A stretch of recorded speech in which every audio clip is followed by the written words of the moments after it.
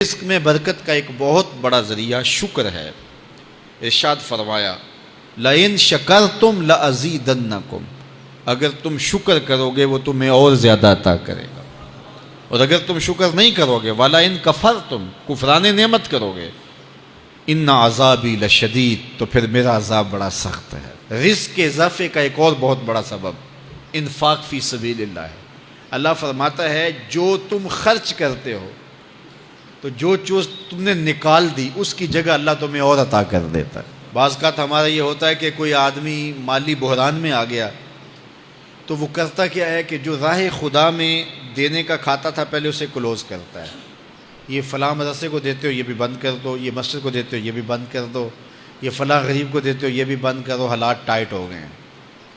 لیکن 5 گاڑیاں ہیں تو 2 گاڑیوں پہ گزارا کر لیا جائے، پیٹرول بچے، یہ نہیں ہو سکتا۔ گھر کے لچھن وہی ہیں لیکن بند کہاں سے کیا؟ جہاں سے رزق آنا تھا۔ ہمیں تو یہ حکم دیا ہے جب رزق تنگ ہونے لگے صدقہ دے کے رب سے کاروبار کر لو، صدقے سے تمہارے رزق میں اضافہ ہوگا۔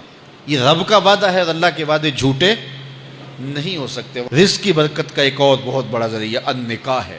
فرمایا اگر تم نکاح کرو گے تم فقیر ہو وہ تمہیں غنی کر دے گا۔ لوگ کہتے ہیں بچہ پیروں پہ کھڑا ہو لے تو پھر نکاح کریں گے۔ اللہ کہتا ہے تم نکاح کرو ہم پیروں پہ کھڑا کر دیں گے۔ ہمارا فلسفہ اپنا ہے، اس کا حکم اپنا ہے۔ وہ کہتا ہے ابھی تو یہ اپنے لیے نہیں کماتا تو جو آئے گی اس کو کہاں سے کھلائے گا؟ میاں جس نے آنا ہے اس نے اپنا رزق لے کے آنا ہے۔ تو بچوں کی شادیاں کرو، اگر وہ جوان ہو گئے رزق نصیب ہوگا۔ اپنے اہل خانہ کو نماز کے حکم دینے سے رزق بڑھتا ہے، کیونکہ جو صبح کا وقت ہوتا ہے یہ رزق کے بٹنے کا وقت ہوتا ہے، اور جس گھر میں صبح کے وقت لوگ سوئے ہوئے ہوتے ہیں وہاں بے برکتیاں ہوتی ہیں۔ تو طلوع فجر سے لے کر کے طلوع آفتاب تک اپنی اولاد کو، بیوی کو، بچوں کو نہ سونے دیں۔ اس وقت رزق بٹنے کے لمحے ہوتے ہیں۔ کثیر دعائیں مانگیں، تلاوت کلام مجید پڑھیں، اور نماز فجر مرد حضرات مسجدوں میں جا کے باجماعت ادا کریں، اور گھروں میں جو ہے وہ بیٹیاں بہنیں مصلے بچھا لیں تو اللہ کی رحمتوں کا نزول ہوگا۔ اب ایک حدیث میں رزق کے اضافے کا ایک اور نسخہ ارشاد کیا گیا۔ میرے حضور نے فرمایا جو شخص یہ چاہتا ہے کہ اس کے رزق میں برکتیں ہوں اور اس کی عمر میں اضافہ ہو تو وہ اپنے رشتہ داروں کے ساتھ سلوک اچھا کرے۔ رشتہ داروں کے ساتھ اگر اچھا سلوک کرو گے تو پھر تمہارے رزق میں برکت ہو۔ غریب ہیں تو ان کی مدد کرو، ان کی بیٹیوں کی شادیاں اپنے ذمے لے لو اگر اللہ نے آپ کو وسعت دی ہے، ان کی پریشانیاں بانٹ لو، ان کا قرضہ ہے تو اتارنے کی کوشش کرو، ان کو مشکلات سے نکالنے کی کوشش کرو۔ تم ان کو مشکلات سے نکالو گے اللہ تمہیں مشکلوں سے نکالے گا۔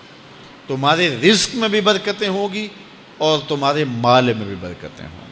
فرمایا بہتر صدقہ وہ ہے جو ناراض غریب رشتہ دار کو دیا جائے۔ اگر وہ پھنس گیا ہے، مجبور ہے، ناراض ہے، تو اس کو اگر دیں گے تمہارا نفس اس میں شامل نہیں ہوگا، تو یہ افضل صدقہ ہے جو ہر صورت میں قبول ہی قبول ہے۔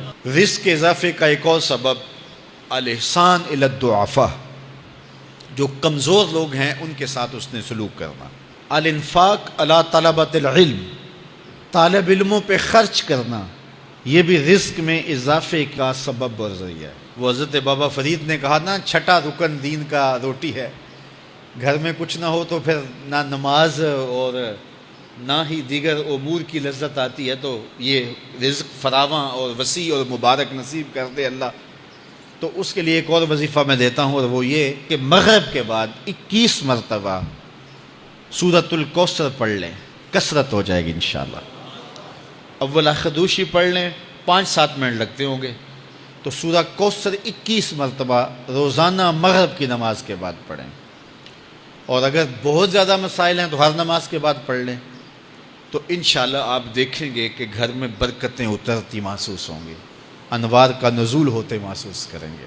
تو یہ وہ رزق کے اسباب ہیں، اگر ہم اختیار کر لیں تو ہم اللہ کی خاص رحمتوں کے حقدار ہوں گے۔